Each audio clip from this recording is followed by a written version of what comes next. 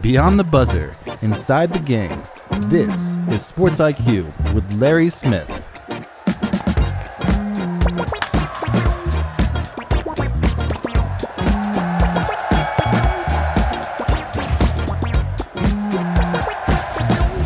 And we are off and running on this Monday. Ooh, my voice even broke right there. Larry Smith, glad to be with you here. The Sports IQ. Tony Cordero is our producer. Josh Ewing's our editor. I'd like to do this up front and not at the end because, like we say, 3 states, 1 love, baby. Bring it all together.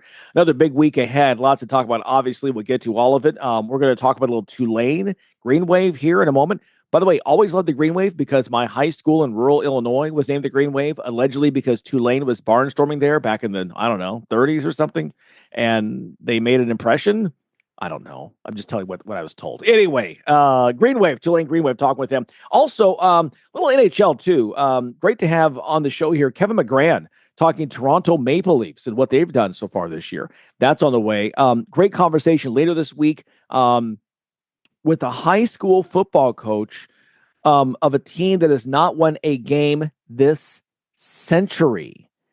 He's on the show, and we'll tell you why we have him on the show when it comes up. That's later on this week as well. Hey, listen, we've got James Madison lined up. We'll talk a little Atlanta Hawks this week. We've got a great former colleague of ours at CNN Sports. His daughter tragically was a star swimmer, tragically died of a brain tumor years and years and years ago. He's got a book out, and we can't wait to have him on the show to talk about that. So a lot of great reasons to talk here this week here on the Sports IQ. Let's get right to it. How shall we? Here on this Monday morning, the field of 12 is now set for the college football playoff. Miami in that final playoff spot. Notre Dame not. Oh, number 1 seed Indiana. What a thriller in the Big Ten title game, knocking off defending national champ and fellow unbeaten Ohio State 13-10. The Buckeyes slide only to number 2. No surprise there. These two teams, clearly regular season, they're the best 2 teams in college football. Georgia, the 3 seed, and the 4 seed going to Texas Tech. They won the Big 12. So the first round matchups look like this. All 4 of those 4 teams get a bye. The first round is like this. Number 5, Oregon, hosting 12 seed James Madison. Number 6, Ole Miss, minus Lane Kiffin, will host Tulane. Texas A&M gets the 7 seed. They'll host Miami. And the 8 seed Oklahoma, a rematch against SEC foe Alabama, the Crimson Tide coming in as the 9 seed. And after the selection process was over, the Fighting Irish players and coaches voted not to accept any bowl bid, and so they will sit out this postseason. Notre Dame's season ends at 10-2. As you know, producer Tony, a big Notre Dame fan, big college football fan as well, but he'll have a lot to talk about. We'll get to his thoughts as well coming up here in a little bit. Crazy selection Sunday. A lot of thoughts. We'll get to those in the show. In the NFL, the king is dead. Long live the king. The Chiefs' 9-year hold on the AFC West came to an end last night when Houston beat them 20-10. C.J. Stroud throwing for 203 yards and a touchdown. The Texans leading on that NFL top-ranked defense to shut down Patrick Mahomes. He finished with just 160 yards passing, 3 interceptions. Kansas City, 6-7 now on the season. Its worst record through 13 games since a 2-11 start back in 2012.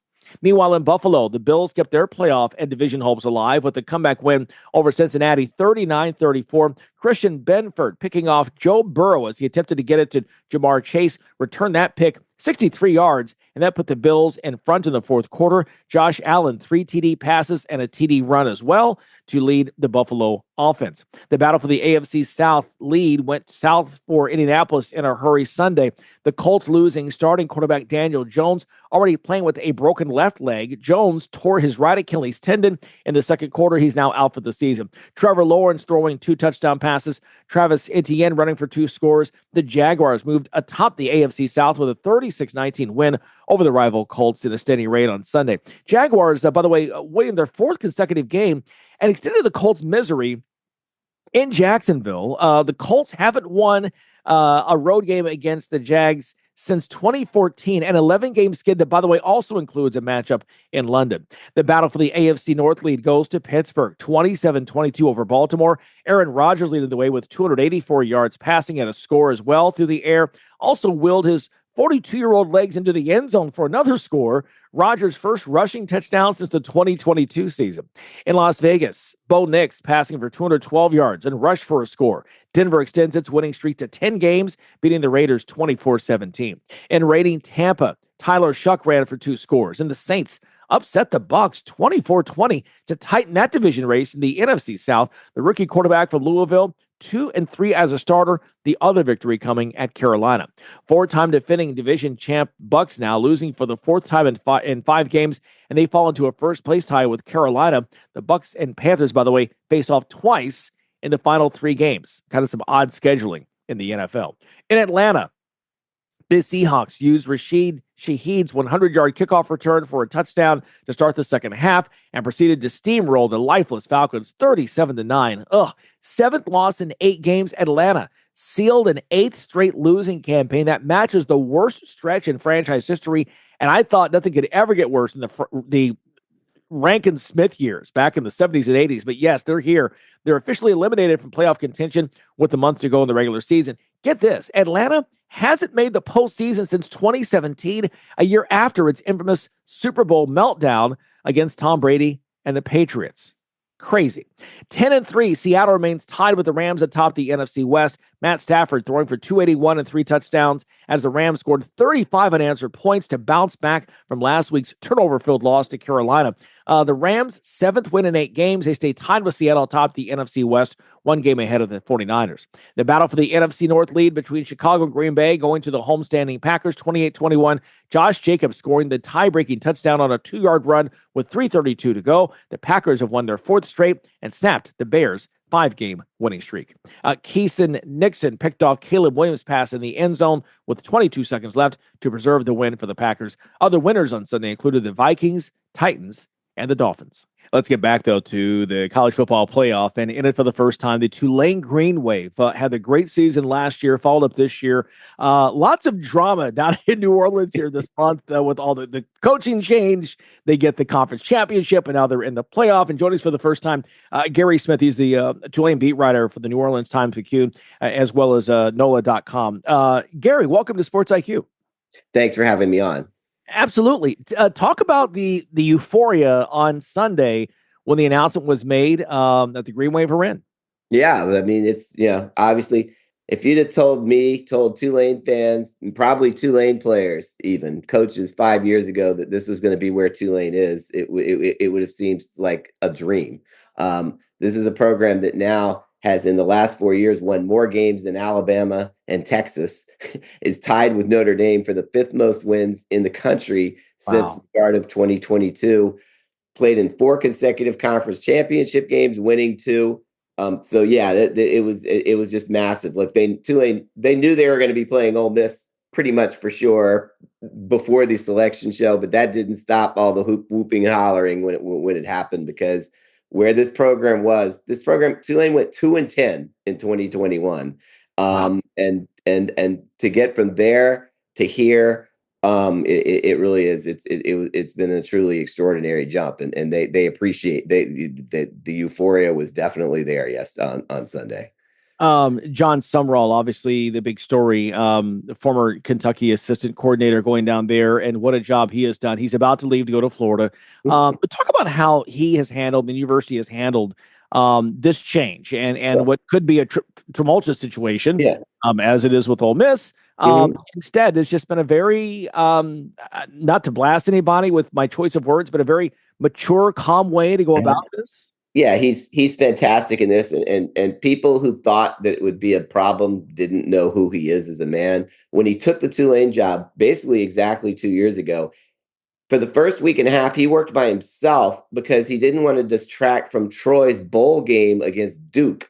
So he didn't bring any of the coaches that he was going to bring with him there, because he wanted them to have the players at Troy to have the real bowl experience with those coaches. And so he worked like a madman for a week. He had some help from some of the staffers that were still at Tulane, but mostly he was doing it by himself because he just believed that way. So the second he took the Florida job, there was no way that he was going to abandon Tulane unless Tulane told him that he couldn't coach. And once they told him he could coach, he gave it his all. And then you saw it. There was no, I mean, that's just who he is. As he keeps saying, he's the Florida coach for 2026. He's still the Tulane coach for as long as 2025 goes. And if for whatever reason Tulane had told him he couldn't coach, you wouldn't be seeing me right now, because Tulane would not have won the conference championship game, because the players would have been there would have been almost a revolt on the team. That's how much they respect and love him. Yeah, I know they just have named one of the assistants as Will Hall. Will Hall. Okay. Just happened this morning. Okay. Yeah, he was a very successful offensive coordinator for Tulane in 2019 and 2020 under Willie Fritz. Had a brutal 4-year stint at Southern Miss head coach in his home state. Hopefully he's learned from that experience. He's very popular with players, everybody who comes in contact with him. If he learned from the mistakes he made at Southern Miss, I think it could be a good move for Tulane coming forward. But John Summerall was a slam dunk candidate 2 years ago, because he had actually been an assistant at Tulane for 3 years. You could just talk to him and tell he was a rising star. He knew the whole lay of the land. There was no slam dunk candidate this time. And so it's a bit of a risk taking. I mean, his record was 14-30 in 3.5 years at Southern Miss, but he was very successful at the Division II level before, and was very successful in 2 years as Tulane offensive coordinator. So we'll see how it goes. It's obvious to the outside eye, just in terms of record, but internally and structurally, how is this Tulane football program different now than when Hall was there before? It's just better, because when Hall was there, the NIL era hadn't started yet. Sure. Tulane, again, 10 years ago, Tulane, their administration just didn't commit resources to football. It started when former athletic director Troy Dannon hired Willie Fritz as coach, that Tulane started taking it seriously. But they've upped their NIL game so much that right now they're probably third in the league behind Memphis and South Florida in terms of how much support they give. And if the NIL era had come 10, 15 years ago, Tulane would have been last in all of that. So that's made a big difference. And John Summerall, he upped the talent level. I mean, one of the first things he did when he was hired was he got Mario Williams from USC to transfer, a former 5-star recruit. So that was a huge deal. He played for the team last year. He's made the team a destination place for players. So the talent level is a lot higher. Again, right before the season started, Jake Retzlaff had his issues with BYU. Summerall had recruited him to Troy, thought he was getting him, and then BYU offered him late, and he went there. It became a perfect fit. Those are the type players that Tulane simply didn't attract in the past. So the talent level. Willie Fritz won a Cotton Bowl and finished in the top 10, beating USC in 2022. And he had some really good players, Michael Pratt at quarterback, Jaquan Jackson at receiver. But player for player, the talent level now under Summerall is considerably higher than it was even under Willie Fritz. Talking with Guerry Smith today. He's a beat writer for Tulane for the New Orleans Times-Picayune and NOLA.com. You mentioned Jake Ratliff, and I want to bring that up in terms of with NIL. Here's a program that had great success last year. You lose Darian Mensah, right? The young phenom over to Duke with the massive NIL that, look, nobody's going to match those dollars. That was ridiculous, silly even, if you will. And then they get the Retzlaff. Talk about it in terms of, again, just this being a destination place now. It's a place where you're going to want to go, and not just to play or to get a bag, but to be successful. Yeah, and that was huge, because I mean, obviously, Retzlaff was in a difficult position in terms of his deal, but there's no way he would have considered Tulane in the past. And Tulane, let me tell you right now, that was the one area where Tulane was weak going into the year, was at quarterback. If they had not been able to attract a guy like Jake Retzlaff, I would not be here right now, because they would not have won anything this year.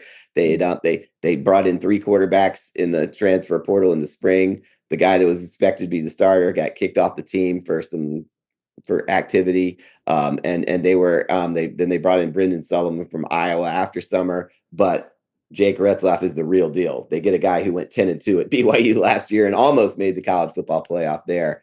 That again, Tulane just simply, guys like that weren't considering Tulane in the past, and it was just a huge pickup. Tulane, the 11th seed now, taking on 6th seed Ole Miss in Oxford there at Von Hemingway Stadium. It's a game on TNT. Talk about this Green Wave program. And the chance, look, I mean, we're still waiting. Last year, Boise State gets in because the rules are different. They had a first round bye. They lost their game. So we're still waiting on that group of 5 team to get its first win in this new world of college football. Tell me why you believe Tulane can be that team. Well, because first of all, it's this master plan. They went to Ole Miss in September and played a stinker of a game to try to lull them into a false sense of security in case they got a rematch. Okay, no, none of that actually was the case. But that was definitely, obviously, teams changed during the year, but that was definitely a different Tulane team. Retzlaff had he arrived on campus in late July. He still didn't have familiarity with his receivers. They weren't. Ole Miss has a terrific secondary. For all these people that talk about Ole Miss doesn't have a good defense, maybe they had some problems stopping the run this year. But Tulane's receivers couldn't get open that day, but they just had no connection between Retzlaff and the receivers. He only threw for 50. He went 5 for 17 for 55 yards. He averaged about 270 yards passing the rest of the year after that. That's one difference. Another reason I think Tulane has a chance is their 5th string running back at the time happened to be the most talented running back on the team. His name is Jamari McClure. He's a redshirt freshman who didn't play in high school until his junior year because he was a track guy. So he doesn't do the things that coaches want to see to get on the field, like picking up blitzes properly, all that stuff. They finally went to him 4 games before the end of the year. He's had 2 100-yard games. He's a stud. I mean, this dude, he's a difference maker. And his strength matches Ole Miss's weakness, which has at times been run defense this year. Tulane didn't really have that guy that could take advantage of it the first time.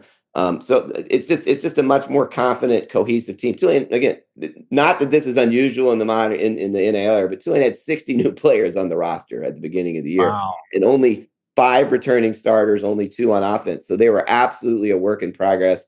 And then one other thing, Tulane is the only FBS team in the country that didn't play a single non-conference home game against a G5 or FCS team. They started the year with Northwestern. They played at South Alabama on the road. Then they played an incredibly emotional game with Duke and Mensa, beat them, and then had to go to Ole Miss the next week. They were emotionally spent, and you don't want to be emotionally spent when you're facing Trinidad Chambliss, and it snowballed. I don't. Look, obviously, Ole Miss is the favorite. I'd be nuts not to say that, but I do think this is a completely different Tulane team than the team that Ole Miss basically just dominated from start to finish in September. And I remember seeing the headlines back when Tulane opened the season with the win over Northwestern. We all were like, "Wow, wait a minute! Wow, I mean, first Northwestern, they played New Orleans, they played them down there, and wow, well, and then you beat Duke as well at home, like to your point." Those are 2 bowl teams. I mean, those wins now later, it's impressive. Yeah, and beat Duke. And beat Northwestern 23-3, almost shut them out. And the Duke game, the score was, I think, 34-27. But Duke never had the ball with a chance to tie the game after the first quarter. They scored 10 points in the last 3 minutes to make it a respectable game. But Tulane dominated them for most of that game. This is a good, and Tulane played a lot better. I will say this, Tulane played a lot better at home this year for most of the year than they did on the road. They finally turned it around. They had a must-win game at Memphis where they were just coming off a blowout loss to UTSA on the road, and they played an absolutely spectacular first half against Memphis, scored 35 points. Retzlaff was incredible. Didn't play so well in the second half, but were able to hold on. And from that point on, they've been a much more consistent team, because this is a team that really had a hard time putting together 4 quarters of good football for most of the year. They've seemed to figure that problem out now at the end of the season. Yeah, I know you covered Tulane. I got about a minute left, though. I can't ask, because you're down there in New Orleans, you're down in Louisiana, the Lane Kiffin stuff and all of that. I'm sure everyone there is just going giddy. But is there any concern at all that he's a great coach, but is he the guy? Is there any? What's the feeling about what about Lane Kiffin going to LSU? LSU. I mean, I think his track record. First of all, he had a checkered track record until Ole Miss. He did an unbelievable job at Ole Miss. There's no doubt about that. But yeah, he's got some, how would I put it, personal demons that show up at times. And I don't think I think he'll be successful at LSU because his offensive acumen is undeniable. And he's matured as a coach as he's gone along. But I don't think it's a slam dunk because he's let things get in the way of his success in the past, and it'll be interesting to see. But overall, I mean, he was everybody's number one candidate. So people in Baton Rouge are giddy because they won. Florida thought they were going to get him. Apparently, FSU thought they had a chance at him, and he went to LSU. The question for him is he just needs to hold it together mentally and not get and not get too big of a head, which sometimes is a problem for him too. Yeah. If he does that, he'll be in good shape. Yeah, well, he'll be at home watching on the 20th when Tulane plays Ole Miss up there in Oxford. Guerry, listen, great to meet you. Great to talk with you. Enjoy this ride. How much fun is all of this?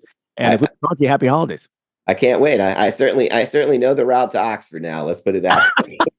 Exactly. So let's see. The Green Wave can do a little history here. Guerry, good to talk with you. Guerry Smith joining us once again, Tulane beat writer for the New Orleans Times-Picayune and NOLA.com. All right, we've got much more to come. Huge weekend in college basketball. We'll still talk CFP, a little Toronto Maple Leafs as well. That's all I had. Busy day today here on the Sports IQ. Are you tired of your website making your business look bad? Is your current web developer dropping the ball? Let's face it, if your website isn't making you money, it's broken. Let Neon Rain create a website that turns your visitors into customers. Neon Rain has worked with hundreds of businesses across North America, building custom websites and applications with modern designs that are easy to update and work well on mobile devices. They can do it for you too. What sets Neon Rain apart? They actually deliver on their promises. Call today for a free consultation. 303-957-3092. That's Neon Rain at 303-957-3092. Or visit them at neonrain.com. You're listening to Sports IQ with Larry Smith.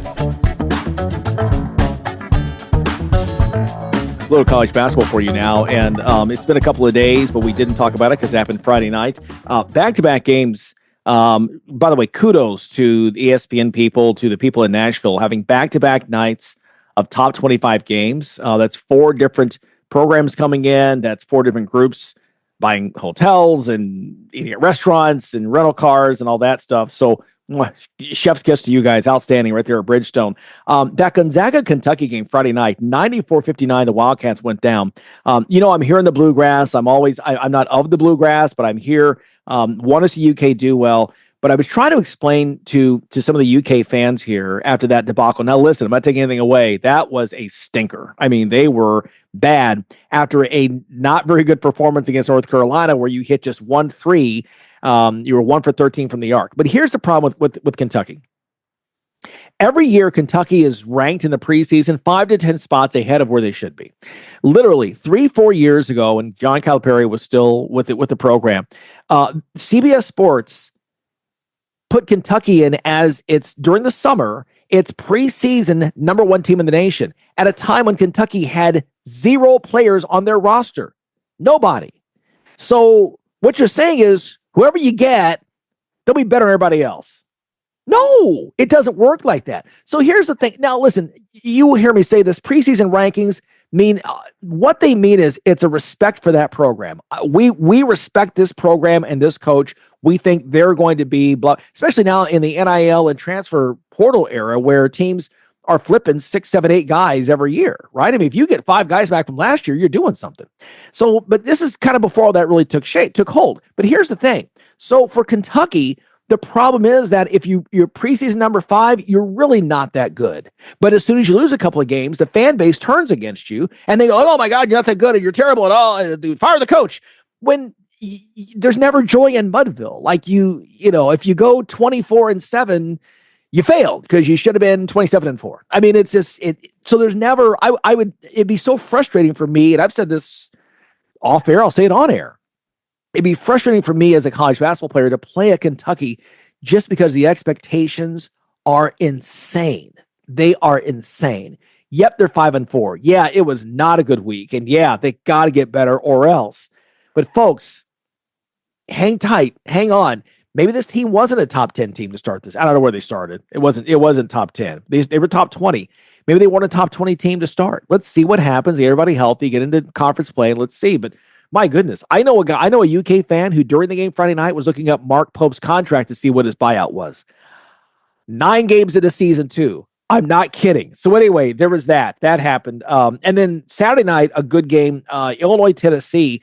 The Illini winning 75-62. Tennessee really outmuscled Illinois. I mean, they were doubled. They had twice as many rebounds at one point, but Illinois in the second half, you kind of saw Tomislav Ivic when he's healthy, the junior center, 7-1. They really facilitate their offense through him 3 different times down the court there in the key moments in the second half. The driver would then drive, double team would come in, they kick out for a 3-pointer from a big. They got 2 from Zvonimir Ivic, 1 from David Merkovich, the freshman, and that was the difference in the game. Illinois got the win. By the way, Tennessee's now lost three in a row there. Duke also impressive at Michigan State, 66-60. That was a great game. And Iowa State, the 10 seed, going in and smacking number 1 Purdue, 81-58 in a game that was never close. Listen, again, we love these pre-conference, non-conference showdowns. We love it. Give us more. And we can't wait to see him. Okay, stay with us. We've got much more to come here on the Sports IQ. You're locked in to Sports IQ with Larry Smith. Sports IQ here on this Monday, December 8th. Producer Tony has our next guest. Well, thanks so much, Larry. And, we have passed the quarter pole in the NHL season, and things are starting to tighten up. We're going to take a little break this year for the Olympics. We'll talk more about that in a minute. Joining us right now is Kevin McGran, the Toronto Star hockey beat writer. Right, Kevin? That's me, sir. Let's jump in and talk a little bit about the Toronto Maple Leafs. To me, Kevin, they've been an enigma the last 4 or 5 seasons. There's so much talent on that roster. They just can't seem to get to a cup finals. They came close, and there are so many folks in Canada that are just, they want to get that cup back up to Canada. They want to be involved, get it back home where to them it belongs. What's happened with this Toronto? They're off to a little bit of a slow start, but still right there in the Atlantic Division talk. Well, everybody's right there in the Atlantic Division, as it turns out. I think there's 8 points between first and last. So no one's out of it. No one's guaranteed anything. You talk about the Maple Leafs being an enigma for the last 4 or 5 years. How about being an enigma for the last 50 years? That's more the story up here. They are a powerhouse team in what has been a powerhouse division. So they keep losing to the team that goes on to the Stanley Cup final or wins the Stanley Cup, right? They lost to Montreal in 21, and Montreal played Tampa in that weird COVID year where the divisions were different. They've lost to Tampa, and Tampa's gone on to win. They've lost to Florida, and Florida's gone on to win. So they can't get out of their own division, and that's their issue. This team, and the fans are on them, this team has not gotten past the second round since 2002. 4 rounds of the Stanley Cup playoffs, and they haven't been to a conference final since, I think, losing to Carolina in 2002 or New Jersey. I can't remember which one. But this team was built, around Austin Matthews and Mitch Marner and William Nylander, and it looked all the world in 2016 when they made a surprise run in the playoff, surprised everybody by making the playoffs with 7 rookies, that they're destined for greatness. And now nearly a decade later, it's like, is the window even closing on these guys? They're not sitting in a playoff spot at this point in the season. And Mitch Marner is left as a free agent, and everybody else is getting old. And when you get older, even when you're just 28, 29, 30, the injuries start piling up, right? You don't have the energy or the speed that you had at 22. You're wizened a little bit. And so now that's where this team finds itself. It is, I think, the oldest team in the NHL based on average age. It's a bit slower because of that, and it plays a very different brand of hockey under Craig Berube than it ever did under Mike Babcock or Sheldon Keefe. And they're trying to build a brand of hockey that'll beat Florida in the postseason. Meanwhile, Florida's having its own problems and might not be there either. So it might be a firebrand hockey that wins the Atlantic Division this time, and they won't be built that way. So they are an enigma in so many ways. Thousands of books have been written about what's wrong with this team, and it all seems to come back to the curse of Harold Ballard from the 70s. Yeah, I remember that. I grew up in upstate New York, so I would get to see Hockey Night in Canada when cable first came out. Right. I remember all those, and I have relatives in Toronto as well that would tell me about that curse.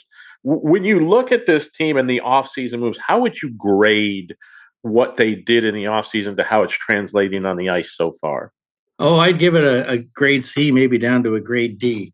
They didn't do much when it comes right down to it. Like they came out, they lost in 7 games to Florida, and it wasn't that they lost in 7 games to Florida in the second round. It was that they didn't basically show up for Game 7.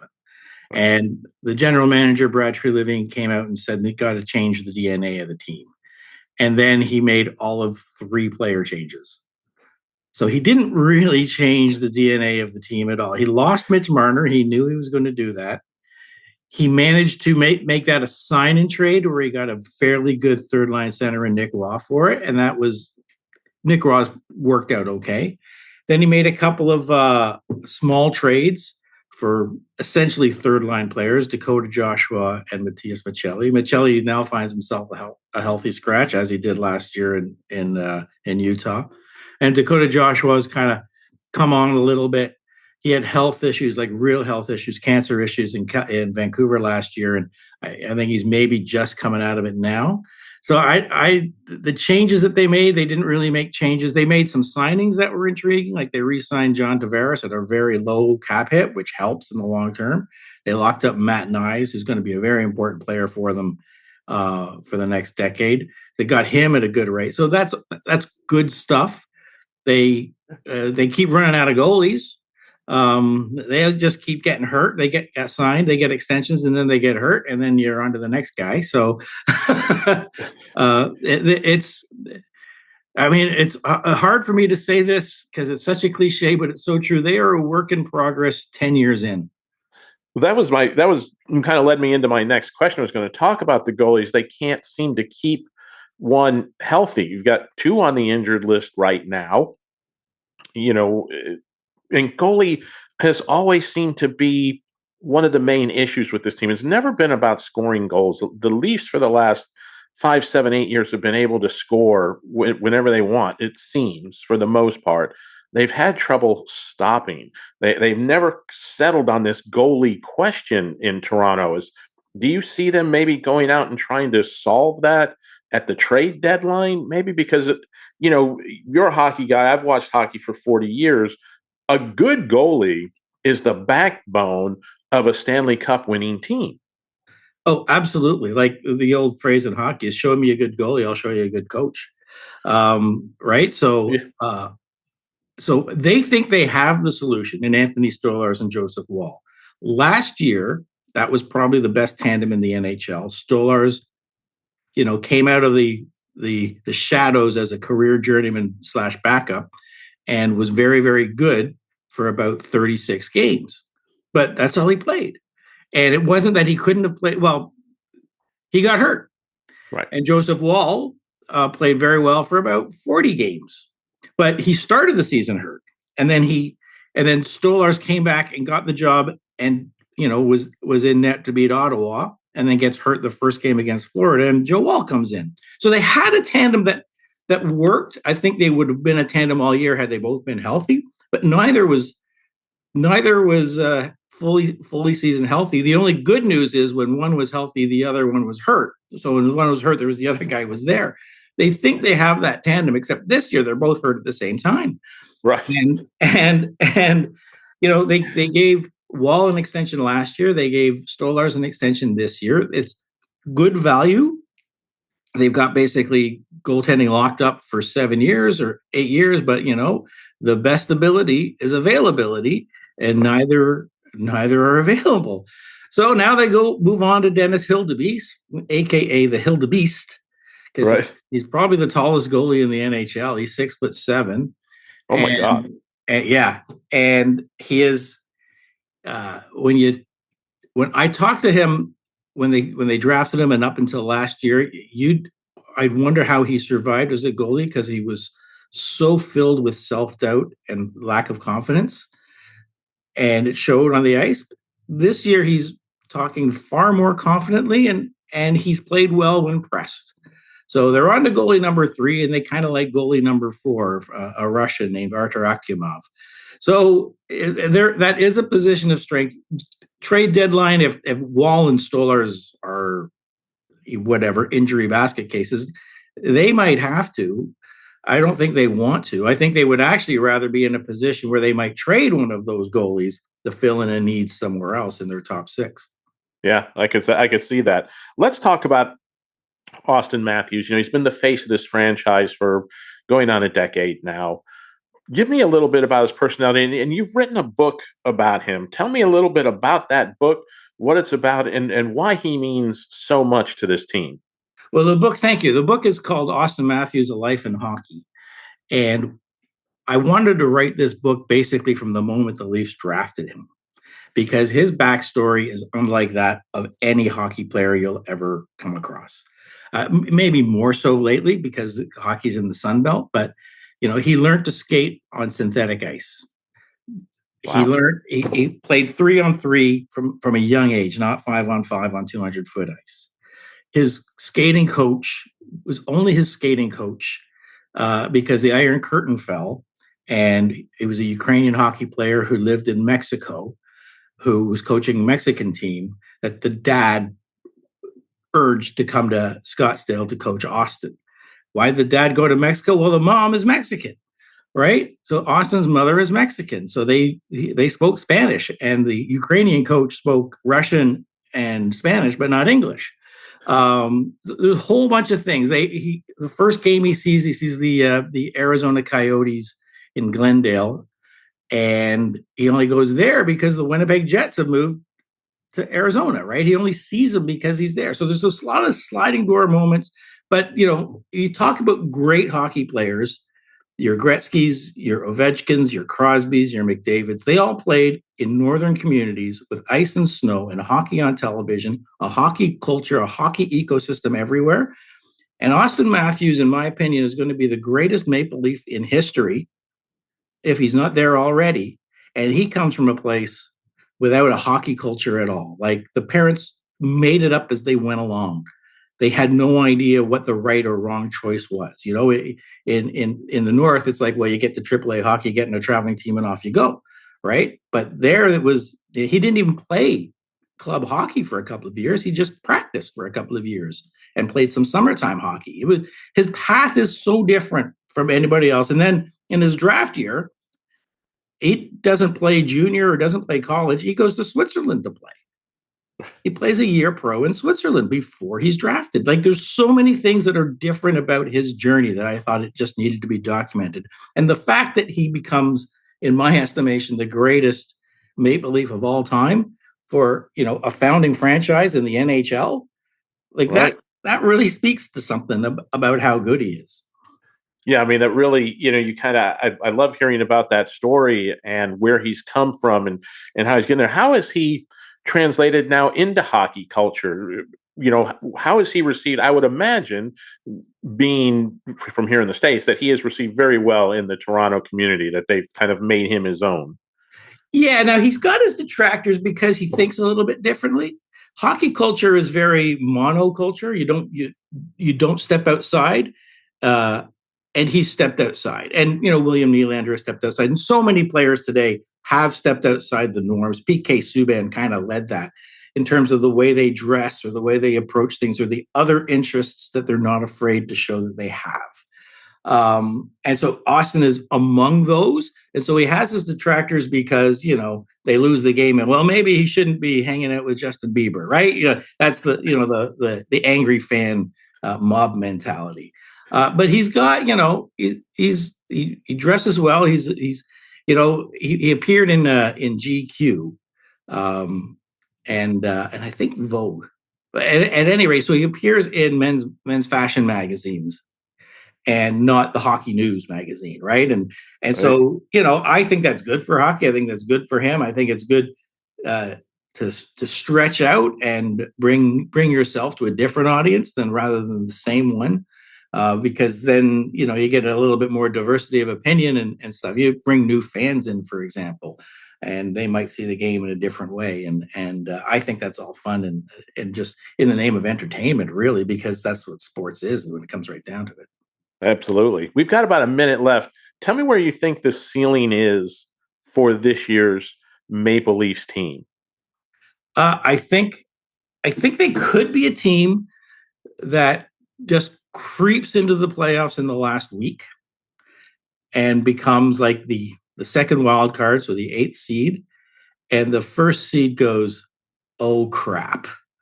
Because one of the things the Leafs have not done in the last 10 years is have any kind of regular season adversity. You could basically sign them up for a playoff spot by Christmas, but if they go into the playoffs hardened from what they did just to achieve that, I think the team that plays them in the first round is going to be into trouble. I think they're a Stanley Cup contender, but they're the Leafs, and they'll find a way to let their fans down. Let us know, Kevin, before we go, where can we get the book if our listeners are interested? Where can they get a copy of the book? I assume it's on Amazon, but want to make sure. Where can they find a copy? What is the title, and where can they get a copy? The title is Austin Matthews, A Life in Hockey. It's absolutely available through Amazon. Indigo up here in Canada, Indigo chapters up here in Canada. So online would be the best way for an American reader to want to get it. But I think it's a great read, and I think it's a great story, and I think it's a great Christmas gift. Awesome. That's wonderful. Kevin McGran, hockey writer for the Toronto Star, Maple Leafs beat writer, author. Thank you so much for taking time out of your day and speaking with us. We really appreciate it. And hopefully we'll have you back on as the season progresses. I'd love to chat again. Thanks for having me. Appreciate it. That's Kevin McGran. He is the Toronto Star beat writer, NHL beat writer, Maple Leafs beat writer. And we are going to take a quick break and come back on the flip side with more of the Sports IQ. Everything is expensive right now. Gas, food, you name it. You're spending more, you are making the same or less money. So, what do? You rack up credit card debt. That's what you do. It's not your fault. It's the economy. And guess what? If you rack up too much credit card debt like some of us, you can't pay your bills. Then the credit card companies, as nice as they are, start hounding you for money. Then you start your downward spiral. A smart thing for you to do is to call the Zero Debt. They can help you consolidate all your credit card bills into one affordable payment. Millions of people have done it. It works to make you debt-free. Make this free call right now. It costs you nothing to learn more. 800-507-7293. 800-507-7293. 800-507-7293. That's 800-507-7293.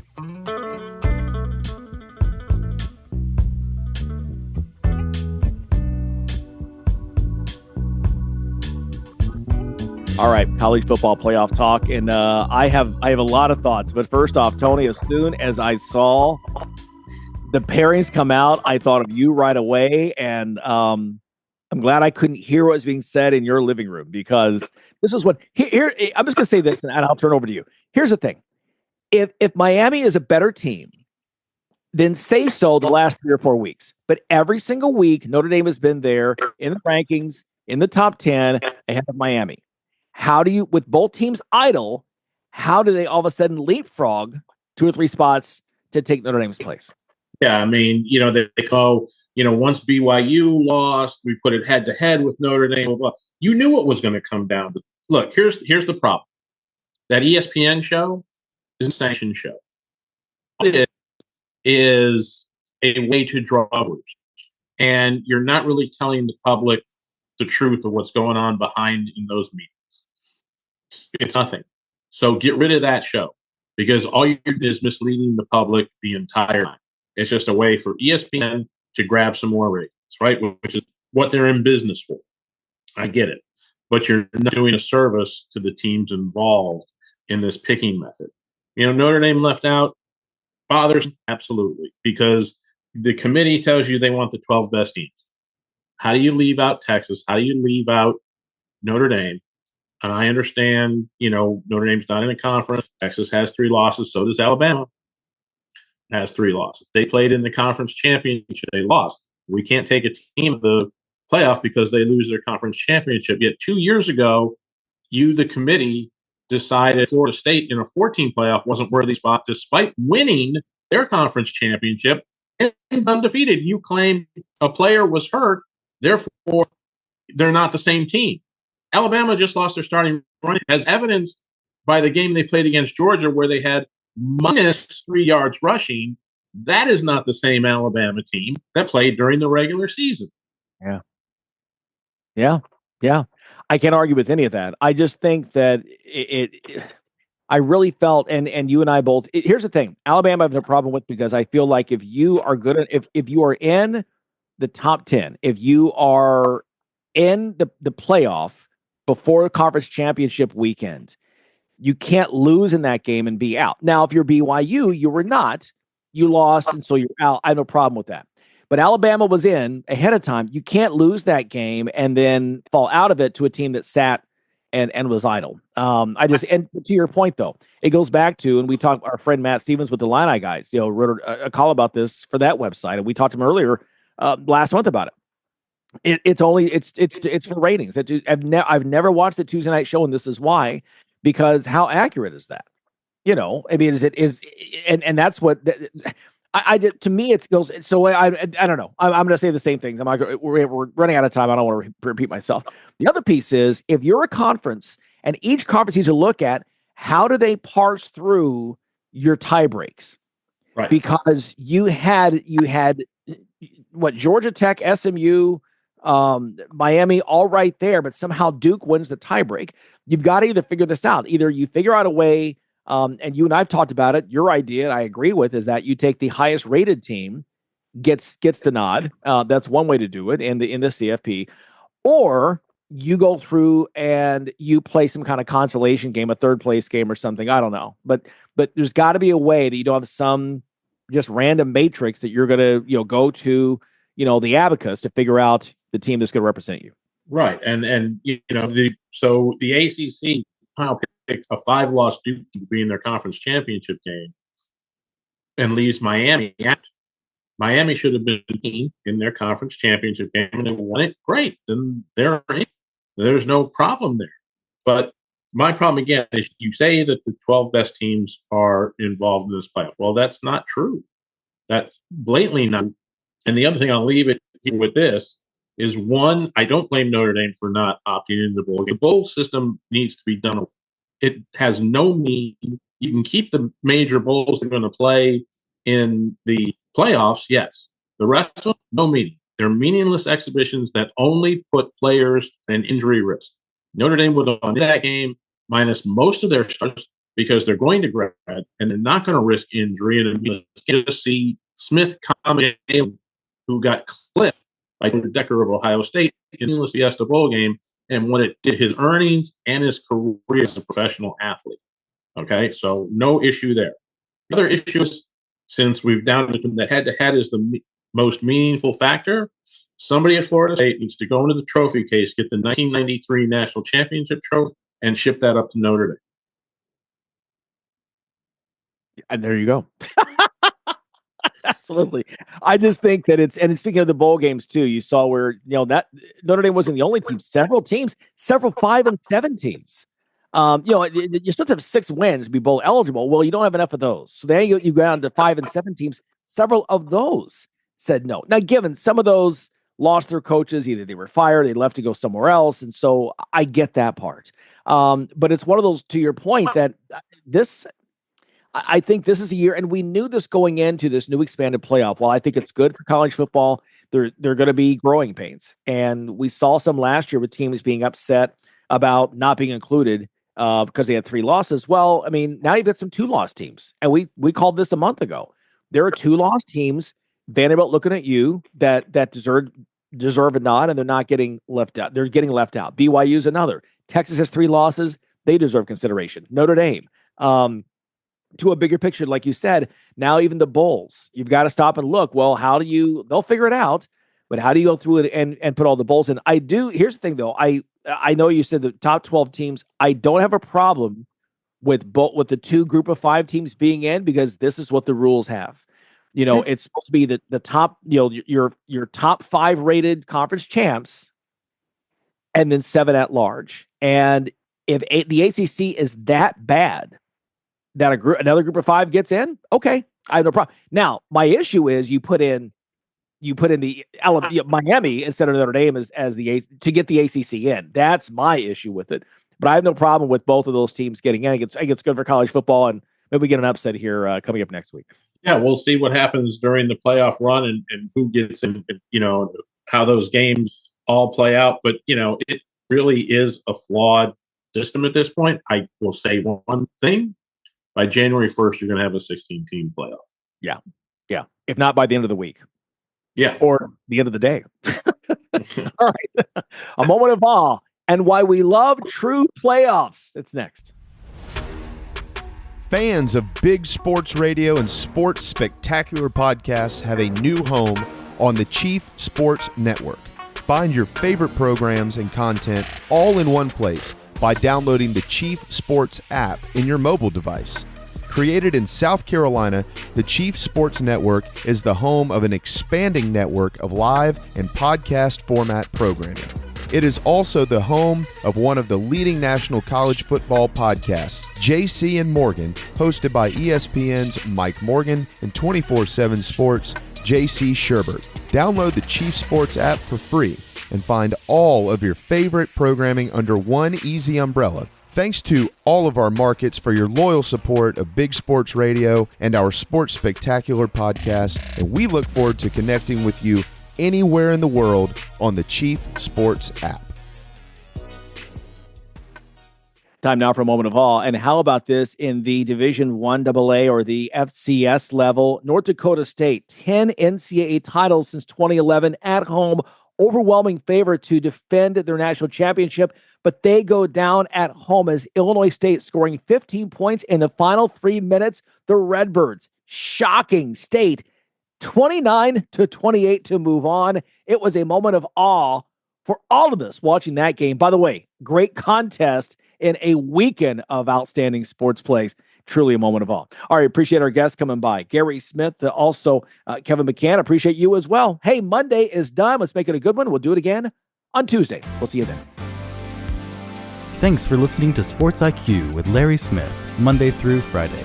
Continue the conversation at SportsIQ LS. We'll see you next time.